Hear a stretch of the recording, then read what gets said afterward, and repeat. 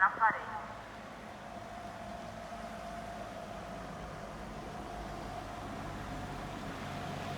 E si invita la cittadinanza a rimanere in casa. Uscire solo per necessità. Hi, my friends. So, the images you saw of the patrol vehicle that was around my neighborhood last night around dusk. And I've noticed that they go around either in the early evening or they go around in the late morning, early afternoon. That's when you see them patrolling and checking in on people.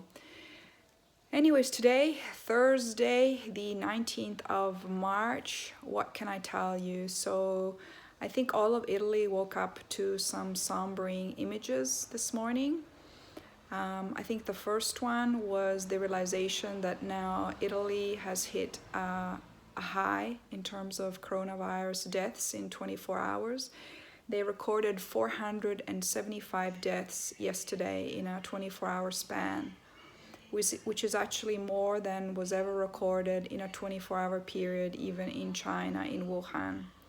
So that's a very sombering thought, to think that now we have gone over that limit already.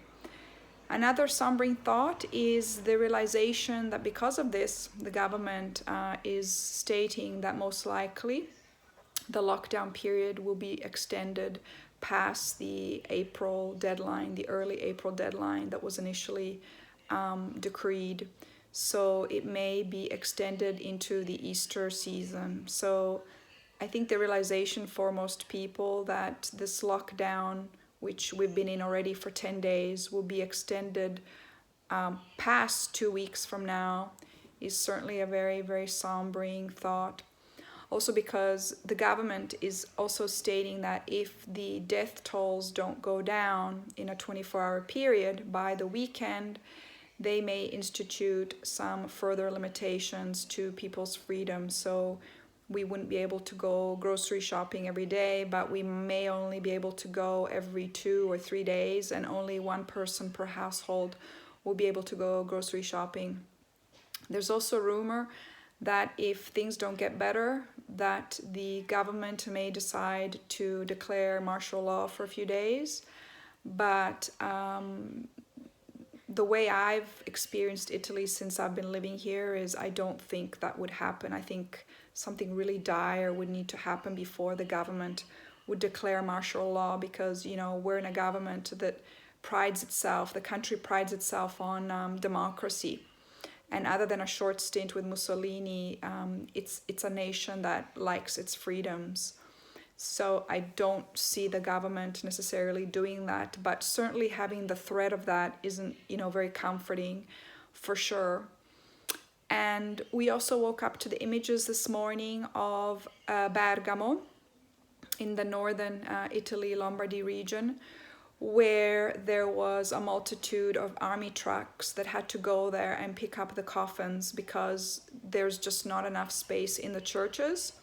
They're not having funerals right now because they're banned. And there's also not enough space and locations for them to be cremated. So the cremation facilities are working 24 hours a day, 7 days a week, and they're not able to keep up with the number of deaths. So it was certainly very sombering to see a number of trucks all in a straight line and delivering and picking up these coffins. And then the city of Bergamo, because of that, issued an SOS internationally. They said that they don't have enough doctors and nurses to deal with the situation, and the SOS goes out to the world for any nurses or doctors to come and help them right now during this crisis. So I'm hoping that, by Sunday the numbers will start to go down, and that, we've reached hopefully now the peak, and that the government can sort of leave things as they are for a while, rather than for measures to become more strict. Then again, I'm not an expert, so whatever I guess will need to be done to protect the population, I guess the government will need to feel like they need to do. Another little tip that I can tell you about that I read is your shoes. Make sure that any shoes you use, especially shoes where you have to go, maybe the buses, the trains, in any location where there's a lot of people, the supermarkets, going grocery shopping, that those shoes you leave outside when you enter the door. If you live in an apartment building, then maybe leave them in a balcony if you have a balcony, or in the bathroom, in the shower. You cover it with plastic, like some plastic bags. Maybe cover the bottom of the tub, and then maybe cover the shoes with some plastic bags. But the best thing would be to air them out to keep them in the sunshine. And sorry, I got cut off. So they say only use one pair of shoes, okay, when you're leaving your home, and to leave that pair of shoes outside and not bring it in home, because apparently the soles of the shoes can spread the virus around, because it gathers the little particles and you can actually bring them into the home. The other thing that I read about is that in locations where there's a lot of smog, that most likely those areas could be more dangerous in terms of spreading the virus, because the little virus particles can actually hang on to the little smog particles, and that way they propagate. So anyways, my friends, that's all information for you.